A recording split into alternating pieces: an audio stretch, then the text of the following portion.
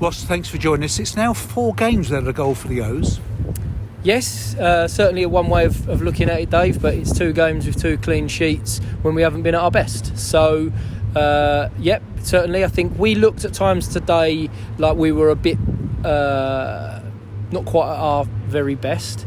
And what I posed to the group a number of weeks ago was that sometimes when that's the case, we don't get anything out of games. And I can reel off moments like Morecambe away, like Scunthorpe away, where we're probably the better team, but we come away from it with nothing. So we've played against a team here today that have good individuals and made it very difficult for us to break down. And we got into some very, very good positions. Felt like our final ball or our shot cross into the box let us down a little bit, which is unlike us. But on the flip side of that, it's another clean sheet. And we've come out of a game, like I say, without being rip-roaring entertainment. We haven't got beaten. And that goal drought, of course, has coincided with the injury to Dan Johnson, but he came on off the bench in his second half. Yep, which we're all delighted about. And I've just said to him there, he said, I didn't quite feel sharp, and it's about getting my touch back. And yeah, of course, it's all of those things. The game is also about trying to get Tristan Abrahams a game in the front line today to understand, the types of passes that people play, the runs that we need him to make. He's come into the club and we've thrown him in at the deep end because of the losses we've had to the people in that position. So, yeah, a huge positive to see Dan back out there for the minutes that he got. I think it was about 15, 16 minutes without injury time. And then for me, a huge positive because now I can sit down and we can sit down with Tristan and say, look, this is what we expect and this is what we want. And he's 90 minutes better off for that as well. And there were some good chances that fell, particularly to Connor Wilkinson. Yeah, and I talked to Con in there, and he's extremely disappointed in himself because he's had a good goals tally this year. I think it's 10 in all competitions, which is a big progress on last year. But I know we've got targets for him, and he's got his own individual ones to be better than that. He was disappointed with the header, which I haven't seen back. I thought he was on the stretch, but he said he felt he should have scored. And he had some real good moments where he busted inside and looked to get his shots away, and it didn't quite get him off as he would have liked. But he looked a threat. Earlier on in the season we score those ones, but sometimes it doesn't fall. Sometimes we have these periods, and without wanting to repeat myself too much, it's about not losing games of football when you're not converting the chances and doing what we've been doing earlier in the season. Adam Thompson looks so assured in the heart of that defence. Yeah, like him a lot, like his character. It's probably a great one now for people to listen to him trying to organise people. And I think again for Ad, he's come into the club in a 10-day period, and he's had 2 performances where we've kept 2 clean sheets, which is great for him. Now we've got a bit of time with the trip up to Carlisle on Tuesday to show him a little bit more about what we want and what we look like when we're in possession, and that'll help us to build more attacks. But we brought him in to help us keep clean sheets, and we've kept 2 clean sheets. I know that many of the Orient faithful were really pleased when Cisse signed his contract. He doesn't seem to be quite the same player. Is that fair, Ross? Yes, I would say, and I think Cease would agree with that. And I think partly the reason, Dave, is people were targeting Cease. We have noticed in the last, it was being brutally honest, the reason that I brought him out of the last couple of games was because I felt that Forest Green set up to make it really, really difficult for him. Sorry, excuse my ignorance, but I can't remember the game before that. But teams trying to press him or to entice passes into him to go and shut him down and stop us from playing. So the immediate thing you do that when you have Hector Cipriano sitting on the sidelines is to change the personnel.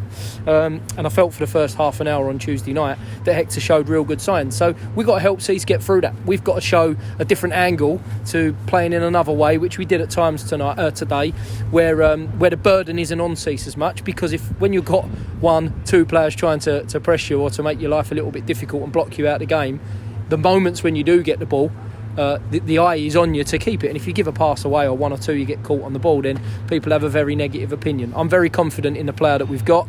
I love working with him. His reaction when he comes out the team is something that's fantastic. We haven't had enough of that in the last couple of years, that someone when they get dropped, when they get left out, their reaction is, right, go and help Hector, go and have the best game possible, sole focus on winning putting in performance, wanting the team, wanting the replacement to go and do well, although he wants to get back into the team. So there's a lot more that Cease gives us that people won't see there, and I have no doubt that the more that we stick to a plan and we work towards certain elements, that we'll see the best of Cease back again in the not too distant future. Had Craig Clay picked up a knock? Yeah, both him and Sam Ling.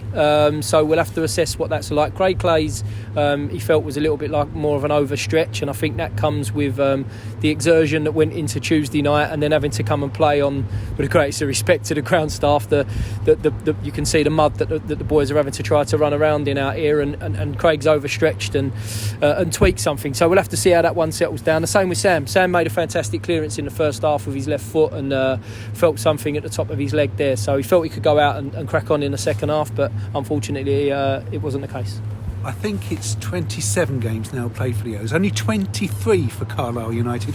They'll want to make sure that Tuesday's game goes ahead, won't they? I think we will as well, Dave. I was talking to Ruel Satiriou this afternoon before the game, and he said there's been a couple of times he's on the verge of travelling to Carlisle and hasn't had that opportunity to do so, which I think some people would be relieved about. There's obviously a huge backlog of games for them, and we were looking yesterday and it looks as if the game were to get called off, I don't know if there's a huge amount of doubt yet, but if the game were to get called off, God knows where it gets put in. We've got a couple of spaces, but I know that theirs is getting filled up, and you'll probably be looking more towards March. So let's hope that the game goes ahead. I think the more we can get these games played and committed to, the better it is for everybody.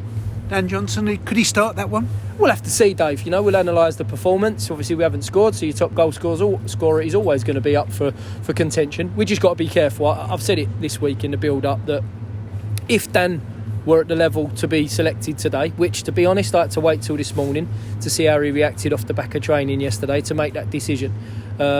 If he did, it was going to be a bonus. We got the bonus and we got the opportunity to give him a bit of time out on the pitch, and it seems so far that he's come through that. So I won't give you my secrets away. I won't tell Carlisle what my team's going to be just right now, but of course Danny Johnson will be very close to being selected. So I know that we always miss the Orient faithful, particularly for home games, but especially today, because everybody would have been on their feet. They all would have liked to have shared the celebration for a special man, Simon Fellman. Yeah, and I'm really glad you've asked, Dave, because I had a funny, very unusual relationship with Simon. I mean, so many people have sent me texts and messages over the last couple of days saying that, I remember him asking me for £1 to come into the supporters club, and mine wasn't really like that because of my years of working here and being involved at the club. I just used to walk past him, and for years, you know what, I never even knew his name, and I'm sure even until the time that I came back here, and probably even before I came manager, he probably wasn't sure what mine was on too many occasions, but he was always so polite. And I think what really touched me yesterday and found really upsetting was the fact that Simon didn't live too far away from me. So whenever I was walking into town or whatever, I always bumped into him and his wife and his family, and we never spoke about football. We had a joint love for the Orient. We both had a joint love for our football, but we never discussed that. We talked about cricket. I always planned in the last 2 summers to go to a game of cricket with him, and I'm so disappointed that we haven't been able to do that.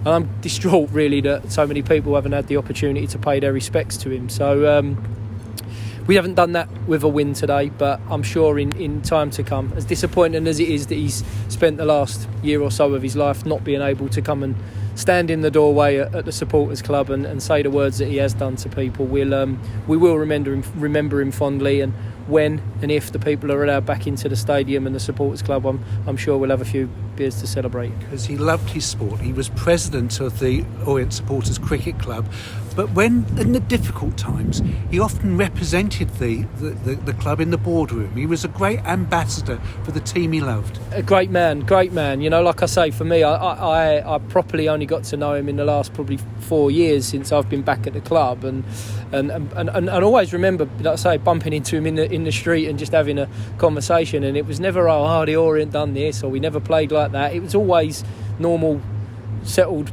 personal conversations. And there you say about the cricket, and that was the topic that he and I always got onto. So I'm going to miss him. I walked into town this morning with my dog, and walking past some of the places that I would stop and have conversations with with him and his wife. So he'll be sorely missed. I hope that the round of applause goes some way to paying our respects to him. And like I say, I'll certainly be one of the people in the supporters club when I get my chance to raise a glass to him. It's not going to be the same as it was. It won't Thanks be very done, much. Thank you.